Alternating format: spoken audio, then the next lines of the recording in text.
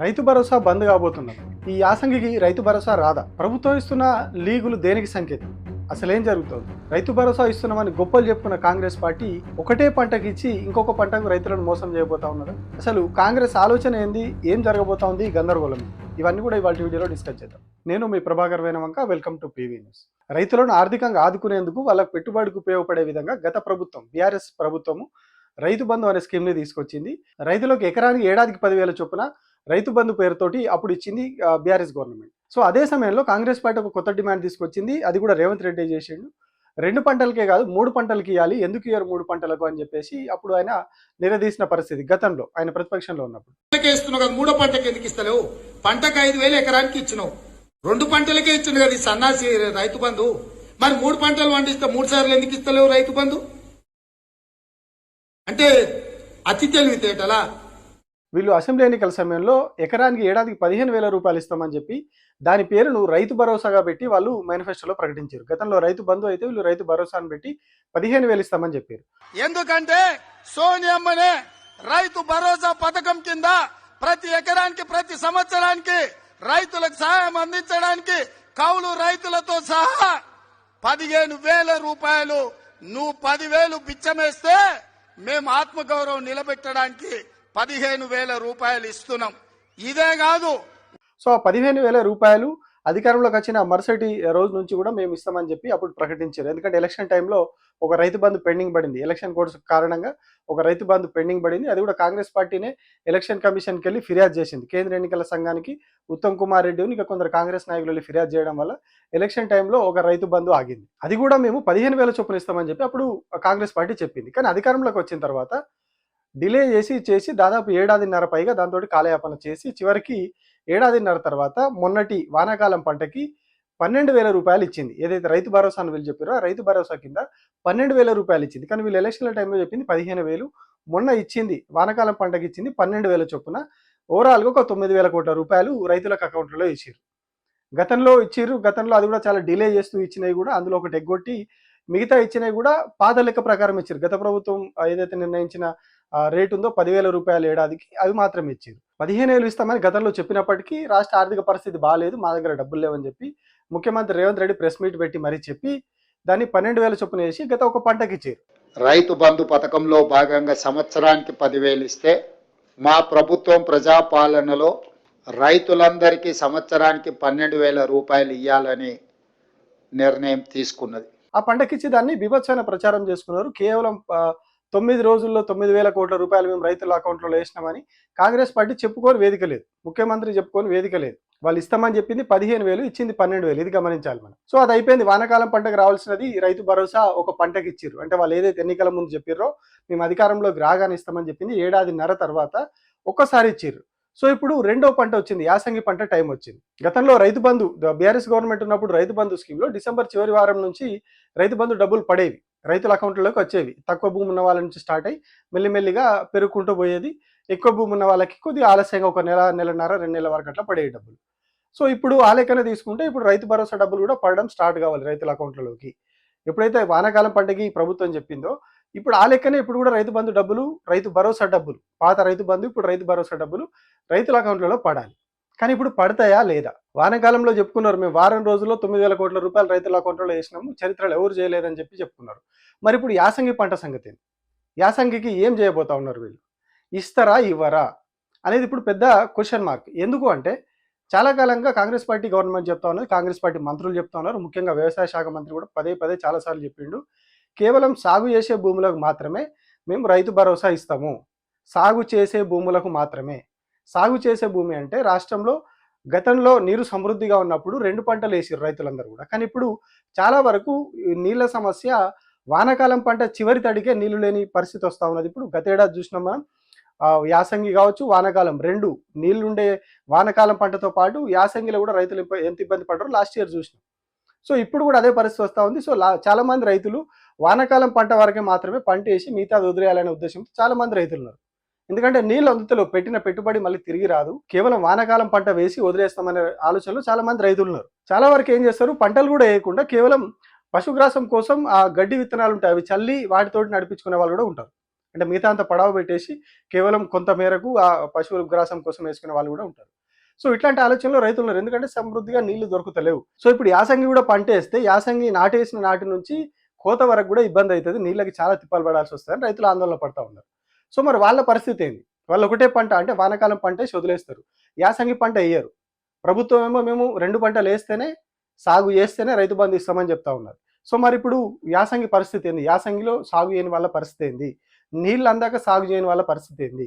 వాళ్ళు ఏదో అట్టుగా సాగు చేయకుండా ఉండట్లేదు, నీళ్ళు అందాయి కాబట్టి పెట్టుబడి లాస్ అవుతుందని వాళ్ళు సాగు చేయకుండా ఉండాలని చూస్తున్నారు. సో మరి అట్లాంటి వాళ్ళ పరిస్థితి ఏంది? ఇక ఇంకొక అంశం, ఇవి కాకుండా చాలా మంది కందులు కావచ్చు, పసుపు కావచ్చు, మొక్కజొన్న కావచ్చు, ఇట్లాంటి పంటలు వేస్తారు. ఈ వాణిజ్య పంటలు వీటి విషయానికి వచ్చినప్పుడు అది ఒకటే పంట ఉంటుంది, అంటే రెండోసారి సాగు చేయరు. ఏడాది పొడవునా ఒకటే పంట ఉంటుంది. అంటే ఏడాదిలో ఒక 9 నెలలు 10 నెలలు ఒకటే పంట వచ్చేస్తుంది. వరి పంట అయితే ఒక 3 నుంచి 4 నెలల్లో చేతికి వచ్చేస్తుంది. 1-2 నెలలు పొలం ఖాళీగా ఉన్నా కూడా మిగతా మళ్ళీ ఒక పంట వేస్తారు కాబట్టి అది నడిచిపోతుంది. సో అట్లాంటప్పుడు మరి సాగు చేసిన వాళ్ళకి ఇస్తామన్నప్పుడు ఇప్పుడు కొత్తగా యాసంగిలో వాళ్ళు మళ్ళీ సాగు చేయరు, కొత్తగా విత్తనాలు వేయరు, వేయకపోతే మరి వాళ్ళ పరిస్థితి ఏంది? పత్తి దాదాపు 6 నుంచి 7 నెలల పాటు ఉంటుంది పంట. సో అట్లాంటప్పుడు మరి దాన్ని ఎట్లా కన్సిడర్ చేస్తారు? వాళ్ళు మళ్ళీ ఇప్పుడు కొత్తగా విత్తనాలు వేయరు కదా, వర్షాకాలంలో వేసిన విత్తనాలే అదే పంట ఇప్పటి వరకు వస్తే వదిలేస్తారు. మళ్ళీ ఇప్పుడు కొత్తగా పంట వేయరు కాబట్టి అది ఇబ్బంది అవుతుంది. ఎట్లా మరి వాళ్ళకి ఎట్లా ఇస్తారు? దాదాపు రాష్ట్రంలో 50 నుంచి 60 లక్షల ఎకరాల్లో పత్తి పంట సాగైతా ఉంది. సో మరి అట్లాంటప్పుడు అంతమంది రైతులకు ఇప్పుడు ఎగనామం పెడతారా? ఈ యాసంగికి సంబంధించినటువంటి రైతు భరోసా ఇవ్వరా వాళ్ళకి? సో ఇట్లా ఈ వాణిజ్య పంటలు పసుపు విషయంలో కూడా ఇదే పరిస్థితి. సో మరి ఎట్లా వీళ్ళకి ఏం చేస్తారు? సాగు చేస్తేనే ఇస్తాము, సాగు మీకు సంబంధించి అక్కడికి పోయి ఏఈ వాళ్ళందరూ పోయి ఎంక్వైరీ చేసి దానికి సంబంధించి ఆన్లైన్లో డేటా నమోదు చేస్తేనే దాని ప్రకారమే మేము రైతు భరోసా ఇస్తాము అని చెప్తా ఉన్నారు. సో అట్లాంటప్పుడు వీళ్ళందరూ కొత్తగా మళ్ళీ సాగు చేసేది ఉండదు. పంట ఇప్పుడు చివరి దశకు వస్తుంది, వాళ్ళు దాన్ని మళ్ళీ విత్తడమో అది ఇంకా మళ్ళీ క్రాప్ రావడమో ఉండదు. మిర్చి పంట విషయంలో కూడా ఇట్లానే జరుగుతూ ఉంటుంది. సో మరి అట్లాంటప్పుడు ఆ రైతుల పరిస్థితి ఏంది? వాళ్ళందరూ కూడా ఈ యాసంగిలో రైతు భరోసా ఇవ్వరా? ఇదొక ప్రశ్న, ఇదొక సమస్య. ఒకవైపు వ్యవసాయ మంత్రి ఏమో చిన్న చిన్నగా లీకులు ఇస్తున్నాడు. ఏమని? మేము యాసంగి రైతు బంధు సాగు చేసిన వాళ్ళకే ఇస్తాం, మిగతా వాళ్ళకి ఎగబెడతామంటున్నాడు.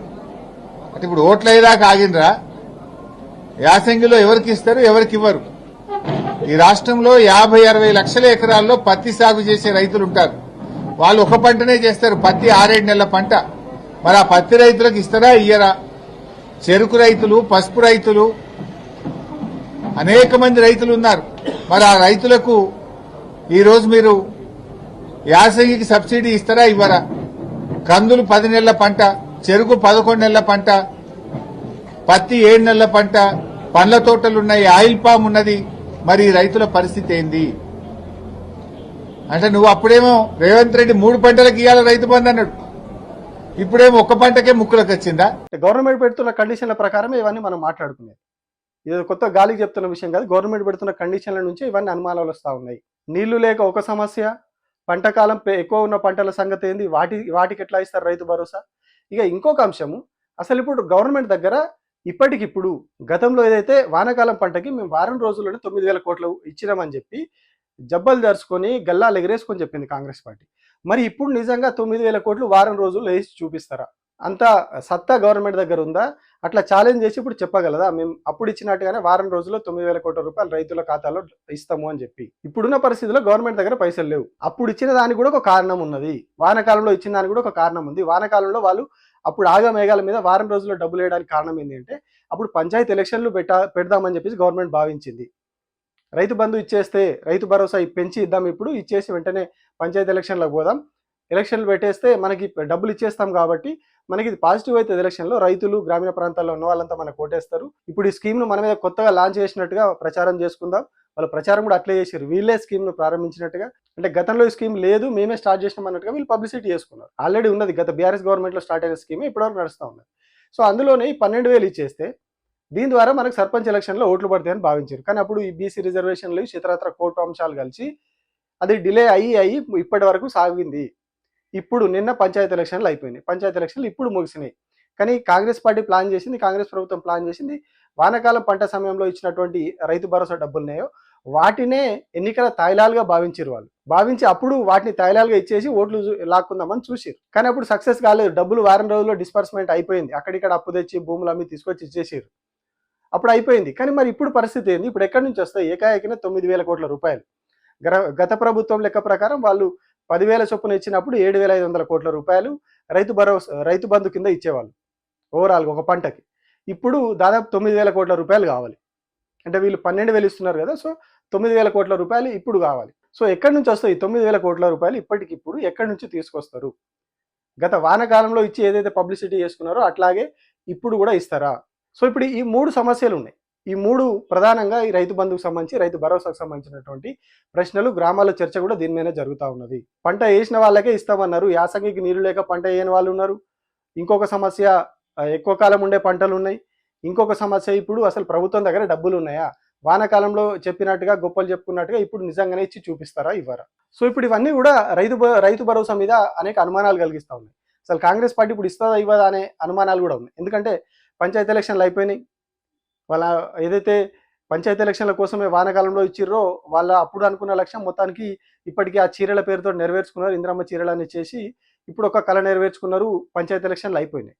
సో ఇప్పుడు నెక్స్ట్ ఏం చేయాలి మరి, ఎట్లా పోవాలి? సో పంచాయతీ ఎలక్షన్లు నిర్వహించినప్పటికీ పంచాయతీ ఎలక్షన్లలో అంటే పార్టీ గుర్తులేని ఎన్నికల్లోనే దాదాపు ఎప్పుడు కానీ అధికార పార్టీకి కమ్సే కమ్ ఒక 80-90% గ్రామాలన్నీ కూడా అధికార పార్టీ చేతిలోకి రావాలి. కానీ ఇప్పుడు అది జరగలేదు. 80-90% రావాల్సినటువంటి గ్రామాలన్నీ కూడా కేవలం ఒక 60%, 55-60% మాత్రమే కాంగ్రెస్ పార్టీ పరిమితమైంది. ప్రతిపక్షంలో ఉన్న బీఆర్ఎస్ పార్టీ పరిస్థితి మెరుగ్గా ఉంది.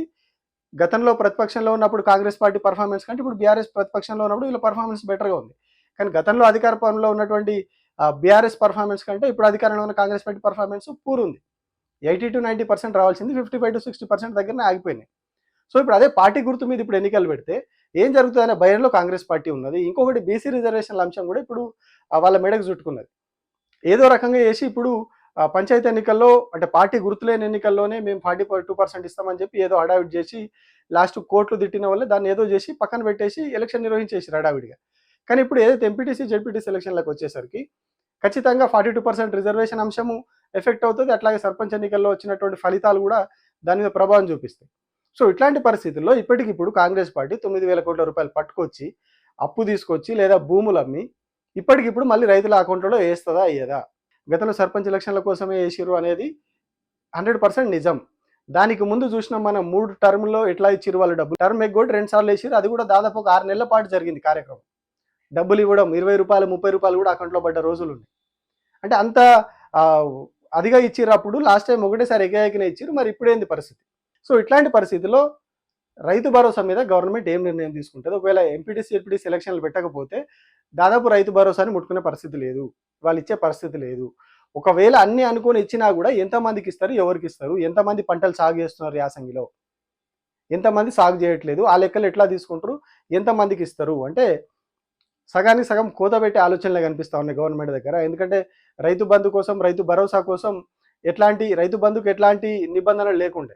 రైతు భరోసాకు వచ్చేసరికి ఆధార్ కార్డు అన్నారు, రేషన్ కార్డు అన్నారు, ఫ్యామిలీ అన్నారు, రకరకాల కారణాలు చెప్పారు. సో ఇప్పుడు సాగు చేసిన వాళ్ళకి అనే ఒక కొత్తగా పదే గవర్నమెంట్ వల్లె వేస్తా ఉన్నటువంటి పదం వల్ల ఎట్లాంటి ప్రమాదం జరగబోతా ఉంది, రైతులకు ఎట్లాంటి ఇబ్బందులు రాబోతా ఉన్నాయి, రైతు భరోసాకు ఎట్లా కోత పడబోతా ఉంది అనేది రైతుల్లో ఒక ఆందోళనకరమైనటువంటి పరిస్థితి. దీని మీద ప్రభుత్వం ఏం వివరణ ఇస్తుందో చూడాలి. Thank you.